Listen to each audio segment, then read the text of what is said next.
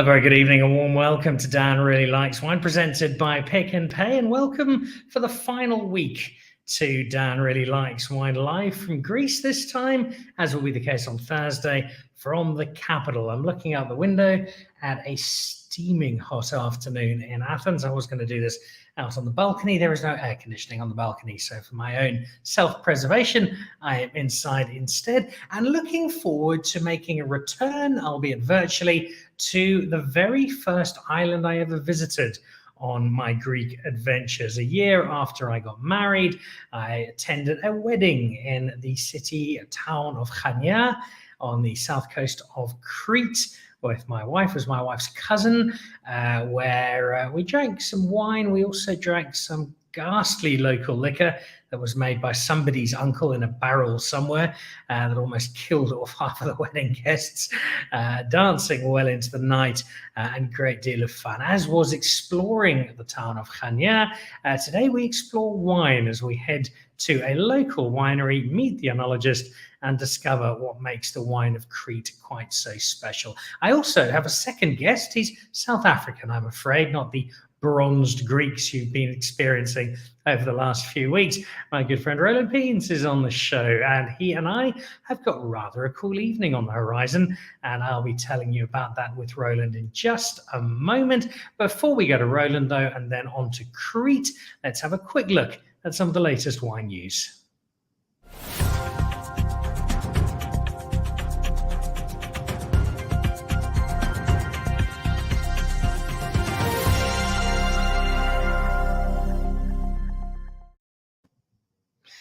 Well, this is the Durbanville Wine Valley, which is punting the assorted estates and their Cup Classiques coming up for the end of the week.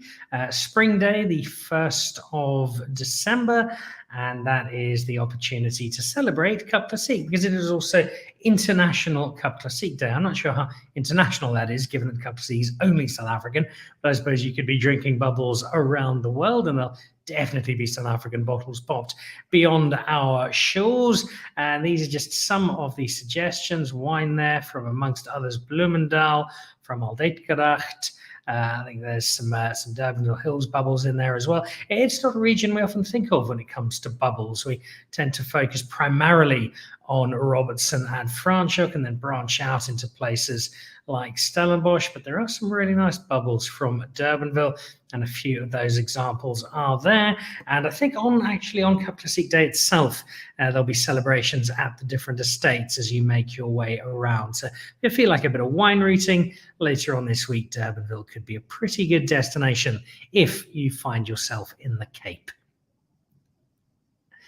Now, these are your top 10 performers, the Chenin Blanc Challenge with Standard Bank for 2022, and some regulars. We've done quite a bit with this competition over the last few years, and time and again, we have seen people like Kaapstad and Alvi's Drift feature. Stellenrust also a regular appearance in this particular list. Ken Forrester, the chairman, speaking about this, these were announced last week, talking about the quality of entry and just how good it is. No real surprise given the fact that we are just making such good Chenin Blanc and have been for a rather long time now.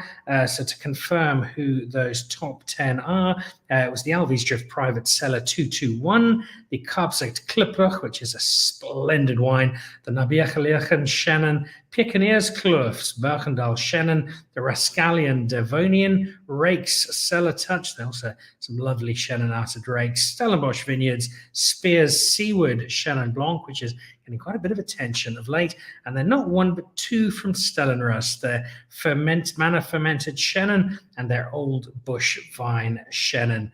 8th time for Spear on that list, behind only Stellenrust, who've been on every single one of them since 2014. So well done, and congratulations to Ina and the team for all the fabulous work they're doing in partnership with Standard Bank in celebrating Chenin Blanc. And now this is the one I'm going to be talking about in just a moment, the Dan and Roland Bordeaux charity dinner on the 15th of October. That is down at Aubergine, Harold Bresser Schmidt putting together the menu. This is not going to be a cheap night out. In fact, it's going to cost you the princely sum of 35,000 rand. It's about 2,000 euros if you are watching this in Europe. You might think, what on earth? 2,000 euros, and we have to put up with Dan and Roland. That's an obscene amount of money. Well, there is a rather good reason, because it is featuring some of the finest wines I think have ever been seen at a dinner in South Africa, and I am very, very excited to be down there. So let me welcome our guests for this evening. In just a moment, we'll be chatting to Antonis from the Dourakis estate in Crete. But first of all, let me say hello to Mike Ratcliffe's newish boss, Roland Peens, and find out why on earth 35,000 rand is the ticket price for dinner. Roland, a very, very warm welcome. Lovely to have you on the show. Before I ask you about Bordeaux, what's the Roland Peens Greek wine knowledge like? It's between 0 and very little, Dan, to be very honest. So you're going to have to teach us tonight about Greek wines. Well, I think there are a lot of South Africans who've been learning with me over the last few weeks, and I suspect we're going to be seeing a bit more of Greek wine, especially now that the Molyneux have their assyrtiko released, and Irvin Sardi and Gary Jordan and Chiara out of Brookdale all planting assyrtiko at the moment.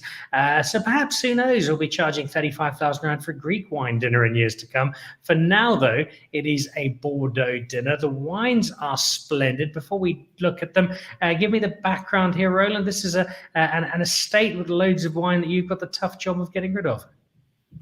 Yeah, Dan, thanks. So essentially, one of our clients came to us and said their family's got a fair amount of wine. Please, can you be the custodian or sell these wines? They want to be in South Africa, want to be sold in South Africa. And we then thought that having a charity event would really help giving back some of these wines, as well as raising money for a really key charity, which I've been involved with over the last 5 years, especially in wine, which is certainly been a disadvantaged area in agriculture and in the Western Cape. And there's still a lot of work to be done in the winelands communities. So this dinner essentially is going to be the best of the best Bordeaux that's in the cellar.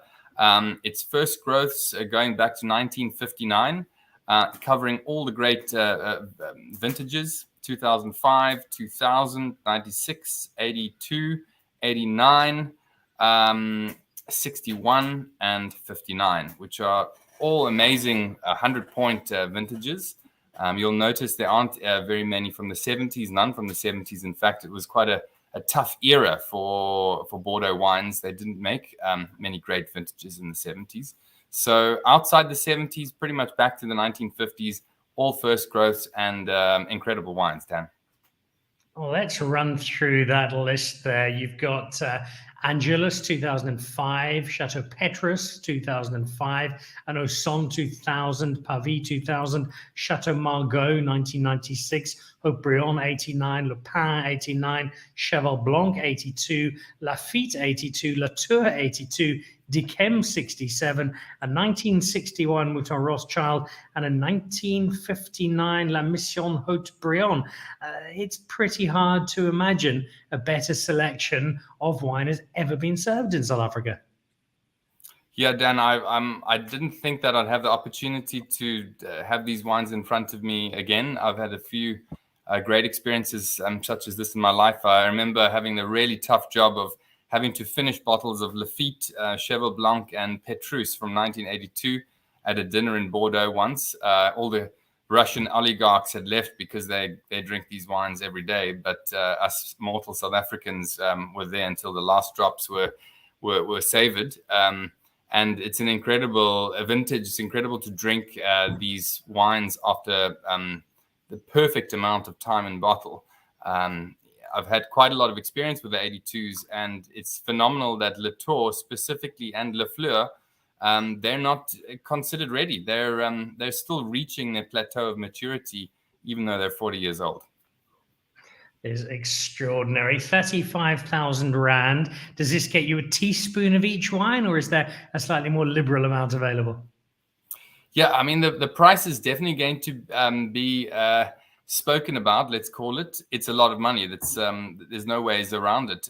But fine wine has got really expensive. I remember when I started in the industry, fine wine was $100 a bottle. Now fine wine is $1,000 a bottle. And this collection, the Coates Family Cellar, which we're going to be drinking that night, the average bottle there is 35,000 Rand. So we have to sell these wines and we want to promote them. And that's unfortunately what it costs to drink these wines, that huge sum of money. It is, of course, going to a really good cause. Tell me a little bit more about the charity. Yeah, so I've been on the board of Spiel for about 4 or 5 years now. They used to be covered by the Nederburg Wine Auction, and I did a few auctions for them. And really, they have an arts and drama NGO which teaches how to connect with children and connect with communities, and really just be the soundboard and try and deal with some of the trauma that's ingrained in these societies, which are on the breadline, often a lot of alcohol induced issues. And this is in the winelands. And, I've had a great career of 20 years in the wine industry, and this is a way of giving back slightly to those communities. It most certainly is. That is happening in October. It's on the 15th. If people want to buy tickets, how many are there? Are there any left? And if so, how do they get hold of them? Yeah, so we've just launched it today on your show, Dan, and we're expecting about 30 people. So we can raise almost R1 million for Spiel, and that'll go really a long way for running the organization for the next year or two. They can just send me an email, Roland@WineCellar. These wines are being sold by Strauss & Co. Fine Wines and Wine Cellar, so it's a joint initiative. And Dan, thanks for co-hosting it. I know it was really tough to come and endure these wines with me, but each person will get at least sort of 75, 80 mils of each wine. So it'll be a proper tasting, and there'll be ample wine, of course, Dan. We won't run out. Even for you, we'll have enough. I intend to put that to the test. Final question for you, Roland. Which wine are you most excited about drinking? Dan, that's a tough question because most of these wines have received 100 points from Robert Parker. Now, when I started as a wine professional, Robert Parker's verdict was basically decisive. And when he gave a wine 100 points, it was because the wine was just incredible. Most of these wines have achieved that. But when wines get to 30, 40, 50, 60 years old, there is some variation. So you don't always get the best bottles. So if there's a great bottle, then wow, those wines from the 50s and 60s, they should really delight. I've been lucky enough to have some first growths from that era, and they really are magic wines, just considering how long ago that was, how they were made, in an era that we don't even understand anymore. So just a magical experience. That said, drinking a young Petrus is always quite fun. Tossed off so casually, the life of Roland Peens. Roland, thank you. Thanks for including me in Dan Really Likes Wine. I'm really looking forward to this evening. It's the 15th of October. You can email roland@winecellar.co.za if you would like to find out more, or perhaps decide, no, I'm not going to send my children to university. I'm going to buy a ticket for this dinner instead and hang out with Dan and Roland. Roland, good luck. And when I get back to South Africa, I look forward to not just some great French wine with you, but possibly a bottle of Greek wine as well. Sounds great. Thanks, Dan. Thanks for having me on, and thanks for agreeing to it. And let's fill the dinner and help this charity and taste some great wine at the same time. It's a perfect combination. Roland Peens there, the CEO of Wine Advisors, working alongside Mike Radcliffe and working alongside me on the 15th of October to drink some splendid wine. It is 35,000 Rand a ticket. It is not for everybody, but those who can manage to come along are guaranteed to drink some fabulous wine, and to do so for a terrific cause. All right, let's say goodbye to the world of Bordeaux and say hello to the world of wine in Greece, and head over to Crete, where a gentleman called Antonis is my chief guest for today. Antonis, a very warm welcome. Lovely to have you on the show. Welcome to Dan Really Likes Wine. Hi. Thank you for having us. You look like you're having a really tough day at work there, sitting in the vineyards, Antonis. Tell me exactly where you are, and give me a little bit of a history of Dourakis. Well, I am located right now on the island of Crete, on the west side, in Chania area. We are close to Apokoronas. Apokoronas is another sub-region in Chania. It has different altitudes from zero because it's close to the sea. It's like has a beach, but it goes up to about I would say it reaches about 600 meters above sea level region. And now, right now, actually, I'm in a very interesting vineyard, a very interesting grape variety I have next to me. I felt I wanted a little bit of his power. It's Romeco, and it's like a local Cretan grape variety that grows only on the west side of Crete. Tell me a little bit more about those grapes because they're not ones we see in South Africa. What do they? What wine do they produce? What does that wine taste like? But as I hear, you might see them in a few years because this is actually a hidden gem of our grape varieties. This grape variety has been for thousands of years on the island of Crete, and as you can see, it's like almost it's reddish. It has a reddish color. It has like green berries. It has dark red berries. It has a little more pink berries, and they will be almost ready. They are already sweet. I would give them maybe a couple of weeks more, and then they're going to be ripe 100%. This grape variety, it used to be the only grape variety on this side for many years because it's so tasty. People were doing everything with that.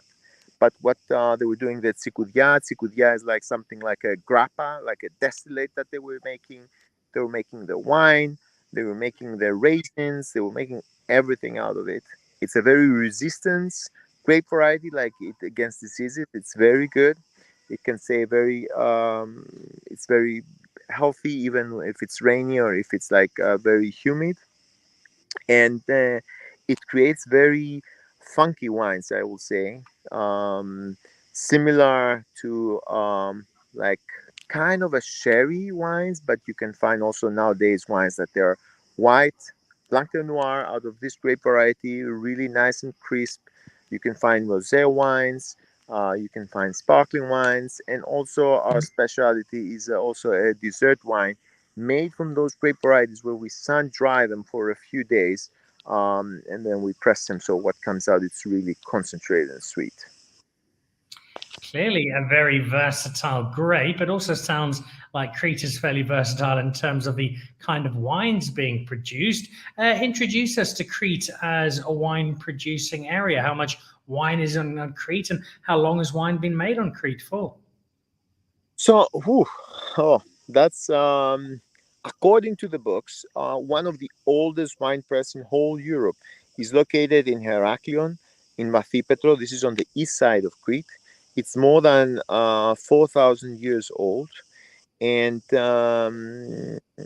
since then it's actually one of the places that you will not find, like since then it was producing wines all the time. It never stopped because okay, it was the island of Crete. It was occupied a few times by the Venetians, by the Ottomans, but the people on the island, they never really changed religion. They were still Orthodox, so they were still cultivating the grapes and they were producing wine.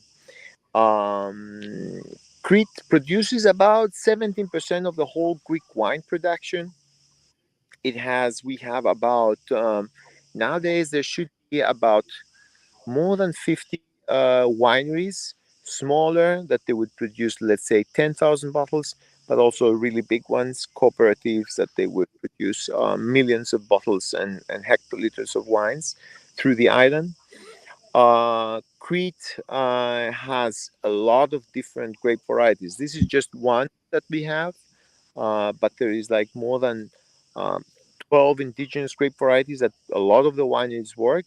But I think there's still more to come up because the winemakers are still searching in old vineyards and trying to find these old grape varieties and figure out their potential, figure out what they can do. It's very important because those grape varieties have been here for a lot of years and they've been adapted on the heat, on the dryness, and yes, of course, there is a lot of international grape varieties like Syrah. You'll find Grenache Rouge. You'll find Merlot. You'll find Cabernet Sauvignon. You'll find Tempranillo. You'll find a lot of those, but nothing really can compare to the local grape varieties that they know what's up. They know when the heat is up. They know what to do when there's not a lot of water on the soil.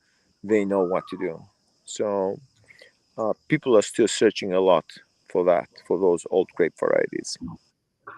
It's probably the most terrifying aspect for somebody like me wanting to learn about Greek wine is that every conversation I have uncovers another dozen varietals I've never heard of before that have been grown somewhere in Greece. Is that one of the biggest challenges? You've got so many grapes, trying to work out what is best, where should we put our resources, what is going to deliver the best mix of wine for us? That is you just hit the nail on the head.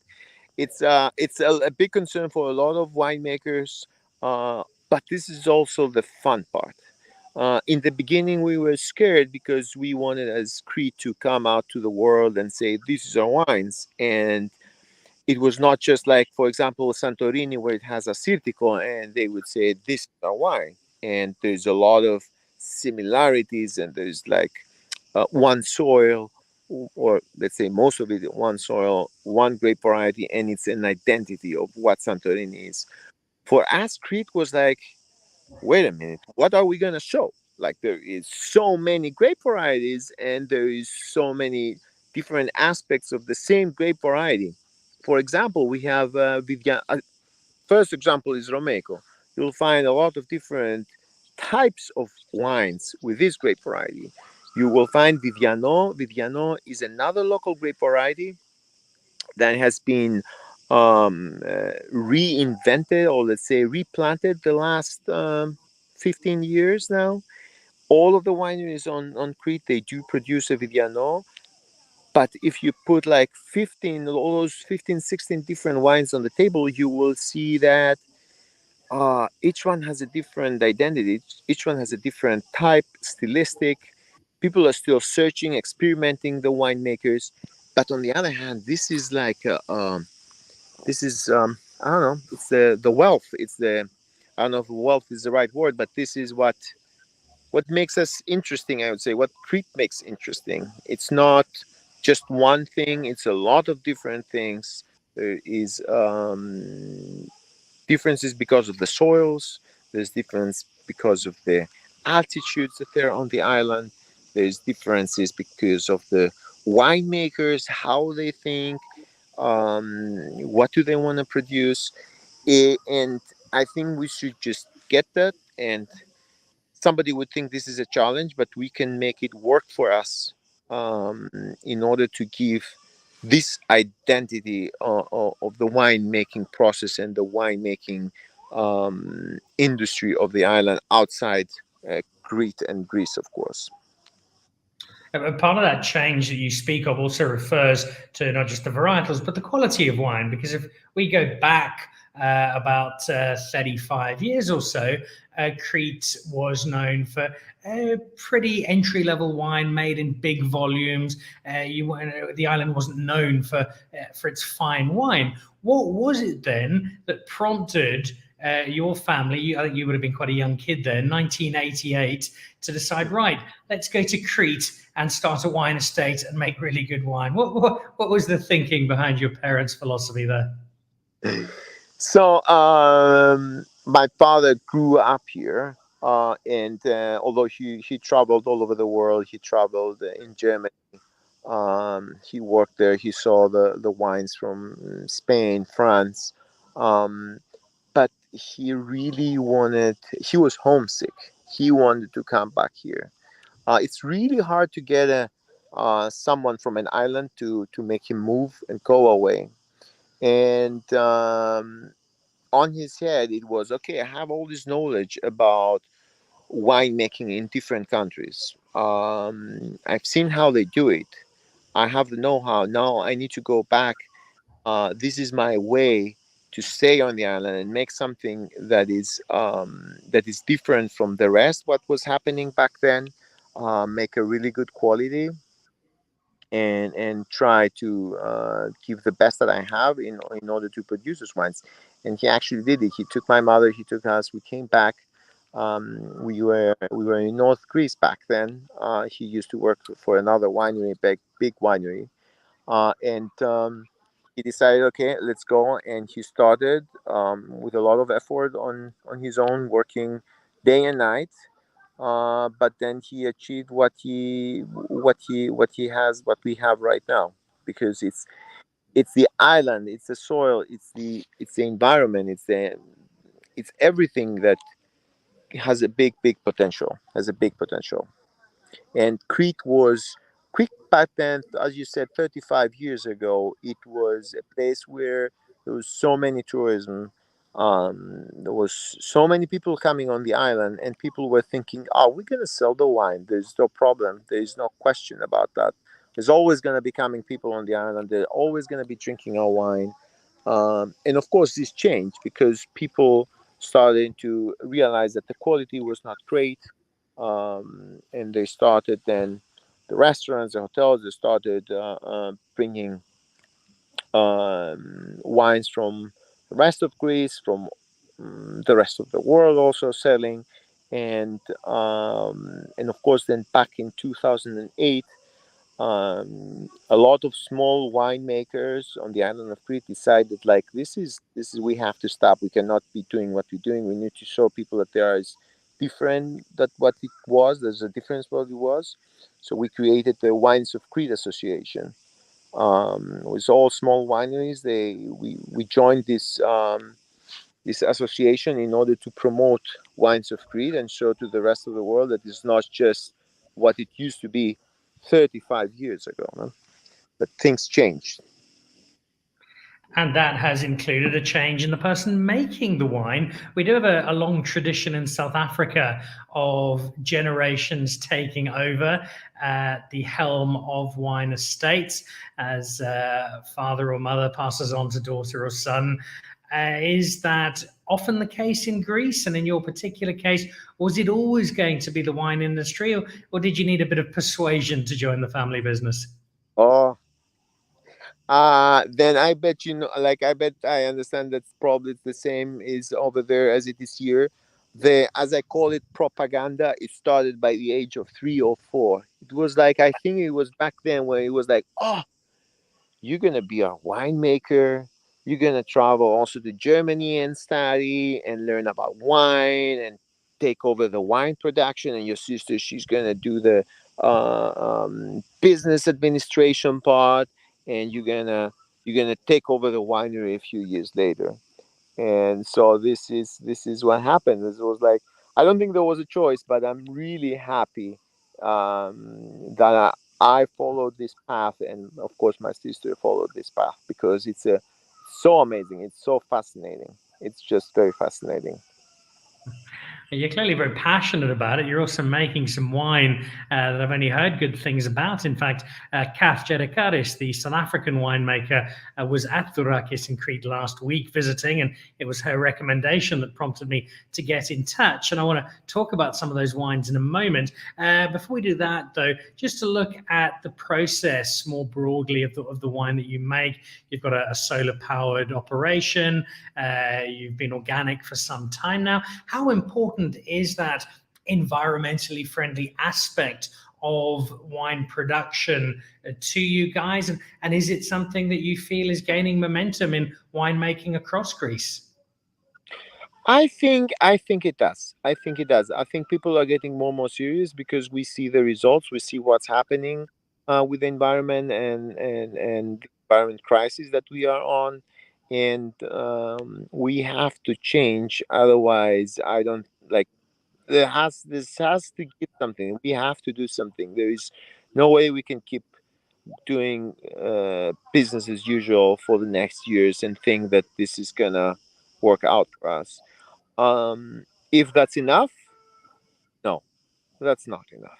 That's definitely not enough. But this is what we can do. This is where we can reach as a private sector, as a private business, and we will keep doing it. Um, but if you think the whole business, yes, there's so many areas. Like, yes, we try to all most of our production is like with zero energy. We produce our own energy that we want to, but then of course you have where we are also very count on all the people that they're flying to Crete in order to try the wine, buy the wine, or of course the selling wine abroad and sending wine, exporting, all these processes. They produce a lot of gas, a lot of emissions, and a lot of pollution to the environment. There's not a lot of we can do as a small wine business, but whatever we can do, whatever we can even like change a small process to create less pollution and less problems to the environment, we try to do. And I think a lot of the wineries in Greece and on Crete, they do realize that. Well, it all adds up bit by bit. Remember, if you are at Cape Wine in October, you're going to be hearing plenty about this, because sustainability is very much the core theme as the wine world descends for the first time in some years to Cape Town for Cape Wine. We're going to be broadcasting live from there every single day. Let's look at some of this wine, because talking about it is thirsty work. And let's start with the whites. Introduce me to some of the white wine you make, and some of the wine that you feel really stands out in your offering. Well, we do work a lot, as I told you, with the local grape varieties like the Romeco. We have a black called Apus, and it's made this grape here. We do a whole cluster, a whole bunch pressing, and we try to keep as cool as possible temperature while it ferments. Just stainless steel tank, of course. Then we do also work a lot with another local grape called Vidiano that I talked about before. Vidiano is a grape variety that looks to be the next diva of Crete as a grape variety. It looks that it can produce wines with a lot of character and wines that they could actually stay a little bit longer inside the bottle. We try, for example, Arvidiano Lichnos, we try to bring it the year after the harvest. So the 2021 harvest will come out in 2023 in the market. Uh, we have also another local grape variety. It's a clone of Muscat. Um, it's called Muscat of Spinas, and it took the name from a local village that they used to cultivate this grape variety. Spina is the village, and it's up in about 800 meters above sea level. They used to work with just this grape variety for many years, producing mainly sweet wines, what they were producing, but also they were producing distillates. Now it's all over Crete, and with a great success, because all the winemakers are producing their Moscato Spinas completely dry.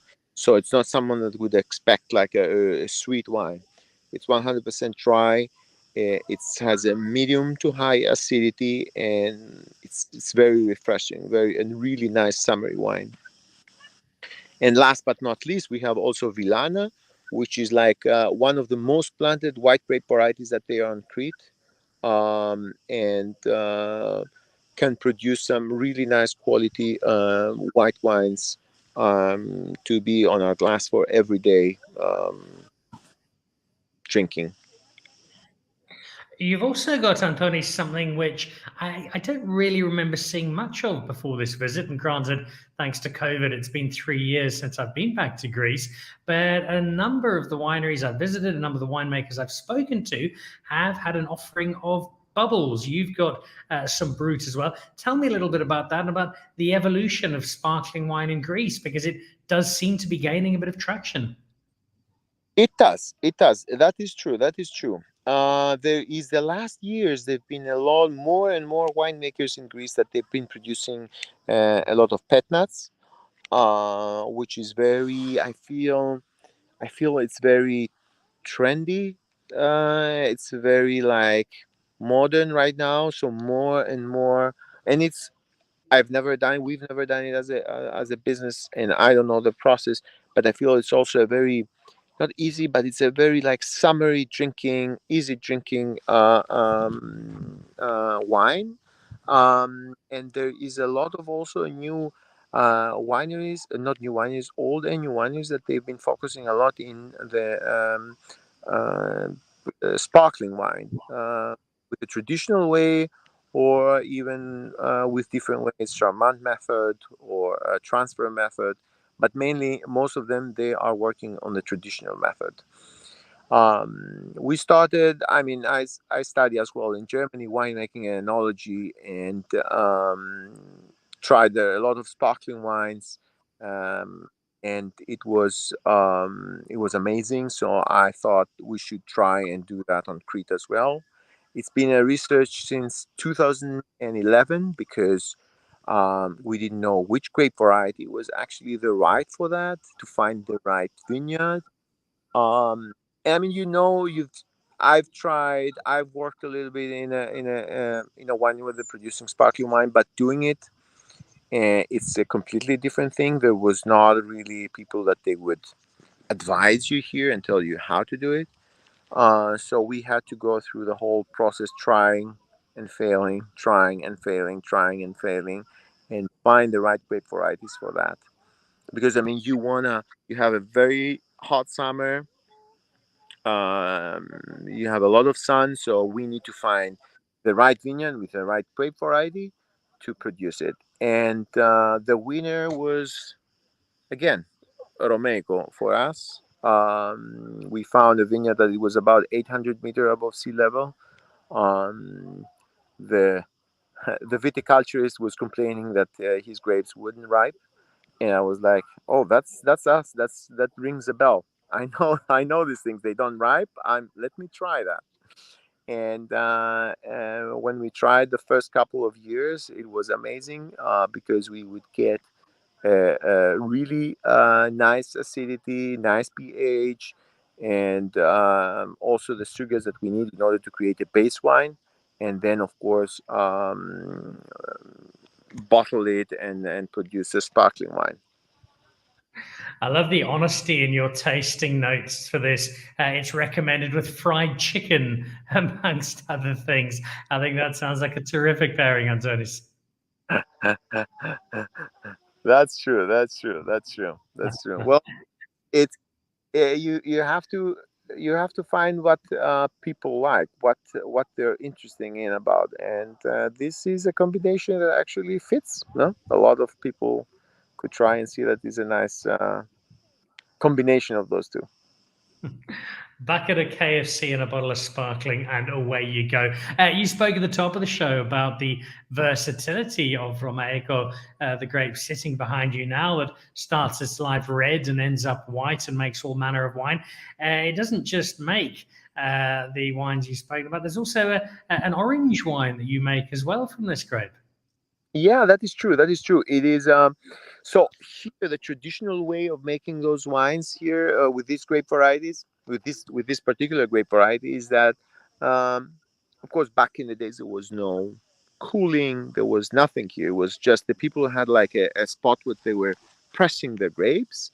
We call it patitiri. It's like a big circle made it used to be made out of stones or cement, whatever they had. They were throwing all the grapes inside. People, the kids, were just pressing a little bit with their feet. They didn't let the juice go out, but they were just mushing it. They were leaving it for a couple of days, 3, 4 days, I don't know, until it would start the fermentation. The whole skin would raise up, and then they would just open from the bottom to take out the juice, put it in the barrels, and let it ferment. So they wouldn't take a lot of the color. And what also was happening is that what's also happens that this grape variety has a very sensitive, it's very easily oxidized color. So what the older people were doing is they were putting in those barrels that they were let it ferment, and then they would refill with the same with the young wine. They would refill the barrels with the older wine. So a kind of, as they call in Spain, solera system.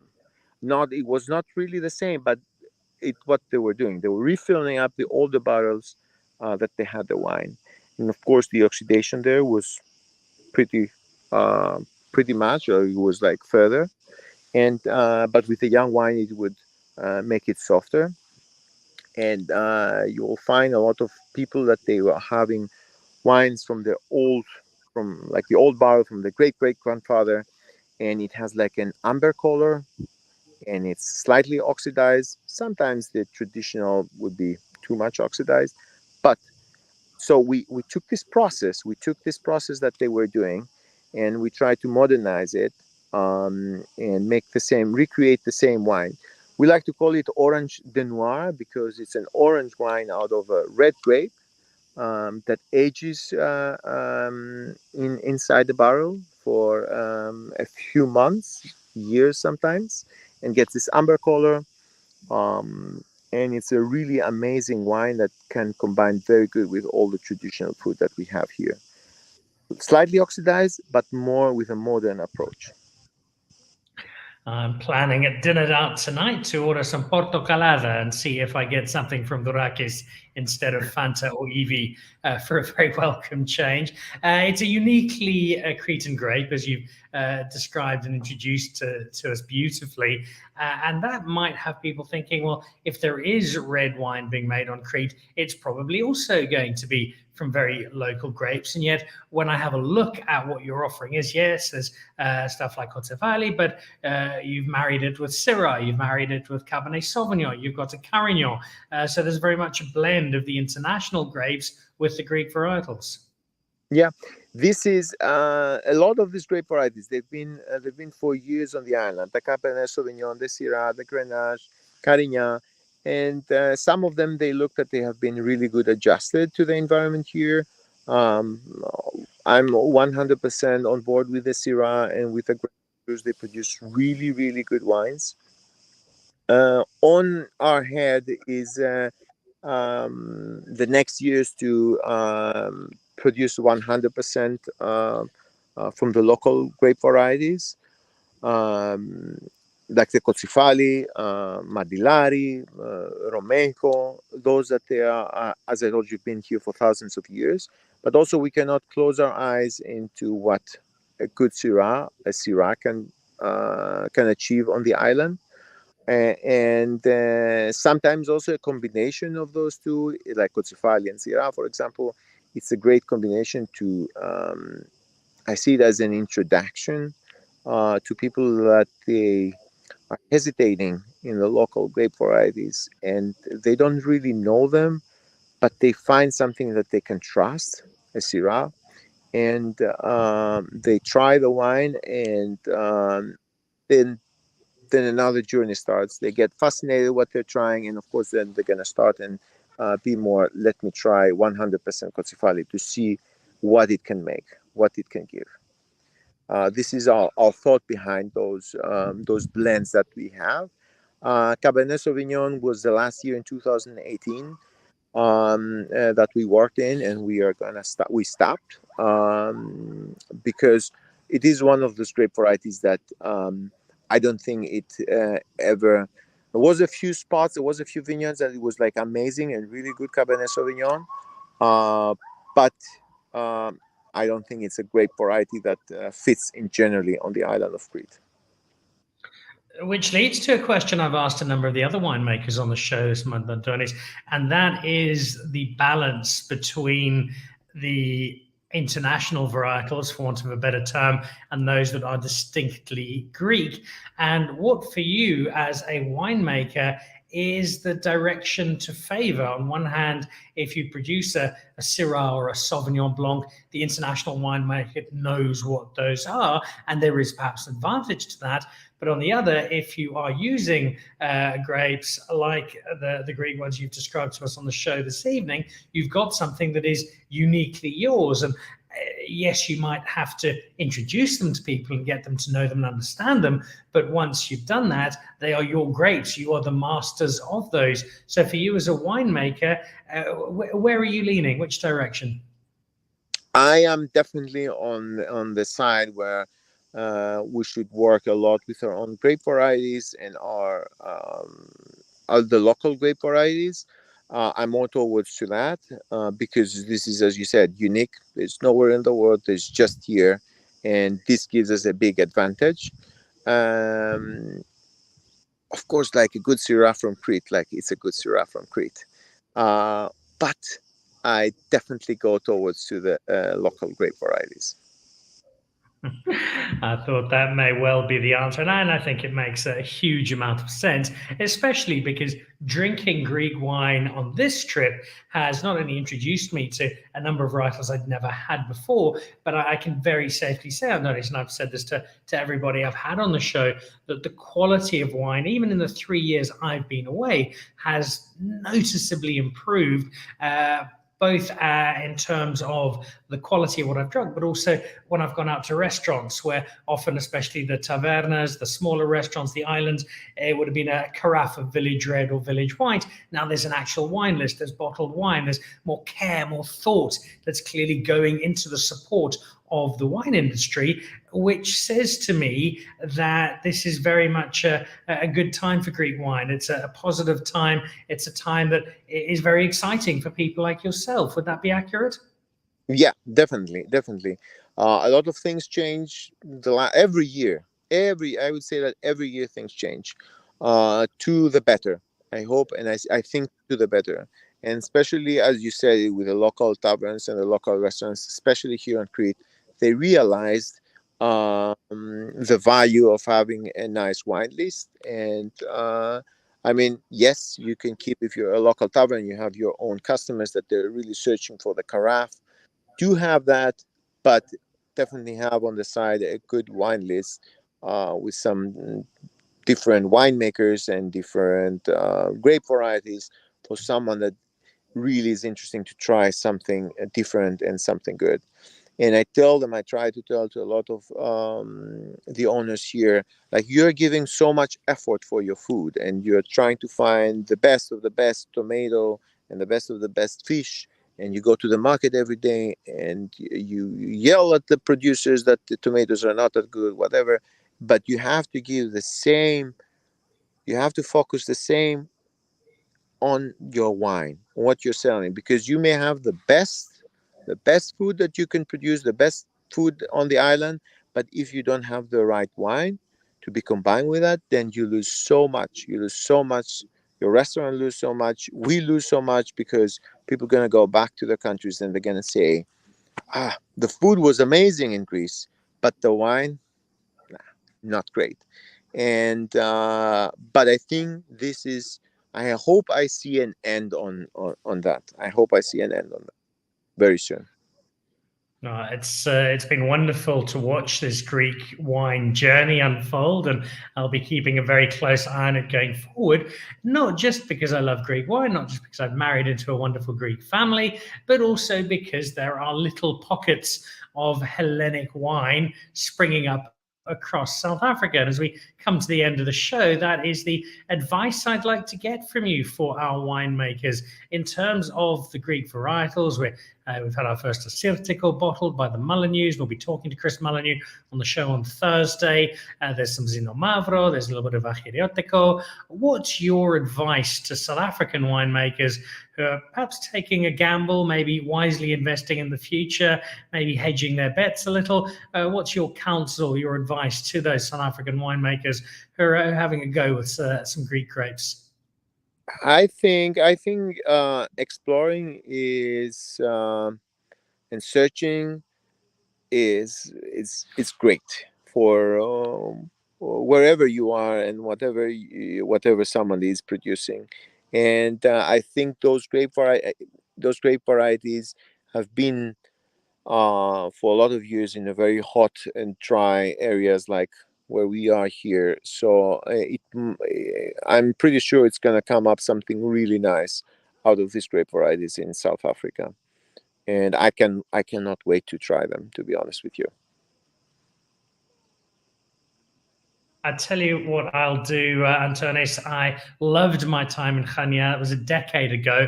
Overdue a return. When I do get back to Crete, I'll bring some South African assyrtiko with me, and who knows what else we've got by then. We can drink some together, and you can give me your expert opinion. Perfect. I can't wait. Or I'll be faster and I come to South Africa and try myself. Well, we've got Cape Wine coming up in October. You'd be a very, very welcome guest. Thank you. Antonis, thank you so much. It's been an absolute pleasure chatting to you and learning a bit about Greek wine, about your family operation. Please give my thanks to Evie as well. And I look forward to drinking some of the wine, possibly seeing you in South Africa, maybe on Crete. Either way, sharing a glass. But thank you for sharing your story and giving us such a wonderful introduction to the wine of Crete. Thank you so much for having us, and I hope to see you soon on Crete. There we go. Antonis Dourakis, the enologist at the Dourakis Vineyards in Crete, just outside of the old town of Chania, which is full of charm and history and fringed by glorious beaches with the impossibly warm waters of Crete.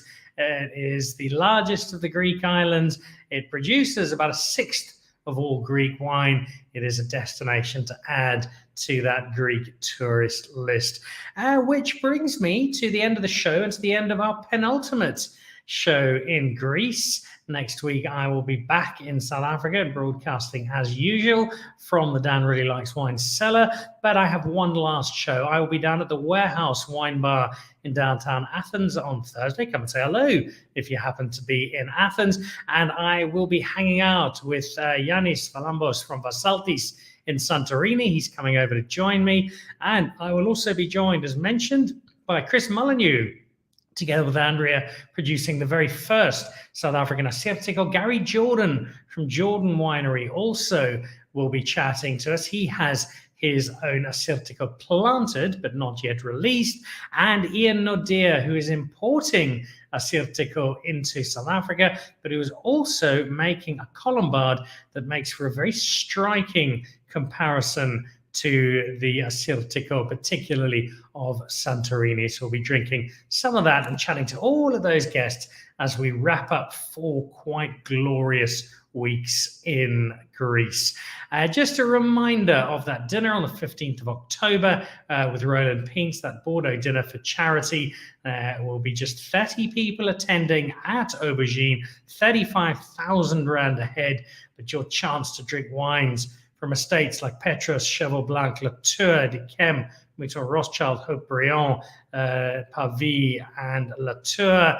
And also, if you are around next week, either Thursday or Friday, your chance to join me and Joseph Dafana, one of the 4 sommeliers in the award-winning documentary Blind Ambition screenings happening in Cape Town next Thursday and in Johannesburg next Friday at the V&A Waterfront and at the Mall of Africa, respectively. That's Joseph on the left there.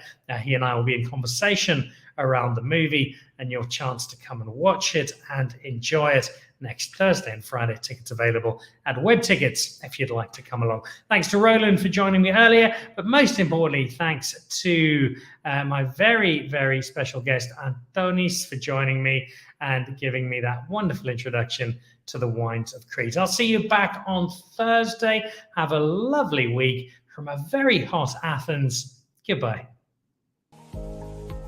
To join the Pick and Pay Wine Club, simply SMS your smart shopper number to 36775. It's absolutely free, and you'll get for yourself 3 times the smart shopper points on every bottle of wine bought. You'll also get a 20% discount on 10 different wines each month, a 25% discount on a case of wine, and a Magnum, some terrific competitions and invitations to awesome events.